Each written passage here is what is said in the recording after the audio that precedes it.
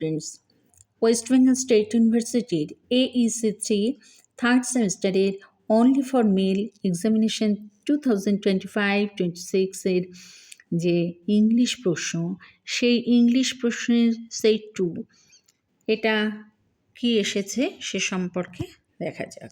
তো তোমাদের প্রশ্ন এসেছিল, প্রথমেই দেখো, অ্যান্সার অল দ্য কোয়েশ্চেন্স 2 × 25 = 50, অর্থাৎ 2 নম্বরে তোমাদের 25টা প্রশ্ন এখানে রয়েছে। সেই 25টা প্রশ্ন 4টে করে অপশান ছিল, সেই 4টে অপশানের মধ্যে একটা করে তোমাদের আনসার দিতে হয়েছে।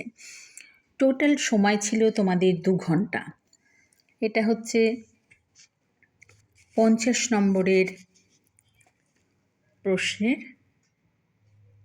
মধ্যে তোমাদের 25টা প্রশ্নের উত্তর দিতে হয়েছে, অর্থাৎ 25টা 2 নম্বরের প্রশ্ন। এখানে দেখো ফার্স্ট এই যে 1, 2, দেখো প্রত্যেকটাতে কিন্তু 4টে করে অপশান রয়েছে। এক্ষেত্রে এই 4টে অপশানের মধ্যে তোমাদের কিন্তু লিখতে হচ্ছে। দেখো এখানে 6 নাম্বারে দেখো fill in the blank, honest when speak dash truth. এখানে দেখো তোমাদের A নাম্বারে আছে A, B নাম্বারে অ্যান, C নাম্বারে রয়েছে দি, আর D নাম্বারে রয়েছে নান অফ দিস। অর্থাৎ এই 4টের মধ্যে তোমাদের কিন্তু একটা আনসার করতে হয়েছে। আচ্ছা, এইভাবে দেখো কপার ইজ, দেখো এখানে 10 নাম্বারে হচ্ছে copper is dash useful metal. এখানে A নাম্বারে অ্যান, বিতে A রয়েছে, সিতে ডি রয়েছে, ডিতে হচ্ছে নান অফ দিস। তো এইভাবেই তোমাদের এই প্রশ্নগুলো এসেছে। প্রশ্নগুলোকে তোমরা আনসার হিসেবে করেছো। এবার দেখো এখানে 12 নাম্বারটা দেখো এরকম 4টে করে অপশান আছে, 13, 14, 15। এবার দেখো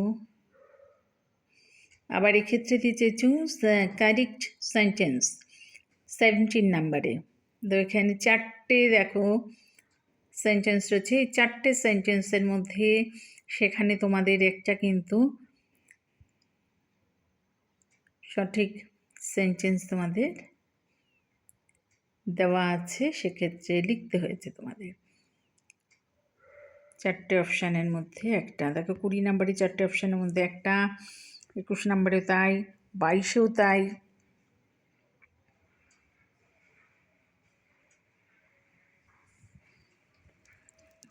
তেইশেও দেখো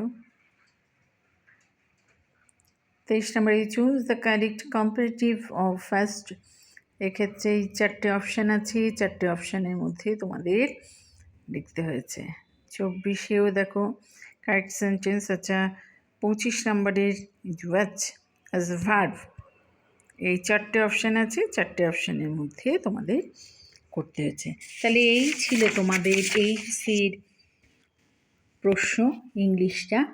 আচ্ছা, ওয়েস্ট বেঙ্গল স্টেট ইউনিভার্সিটির 2025-26 ইংলিশ এইচএসসি থার্ড সেমিস্টারের প্রশ্ন।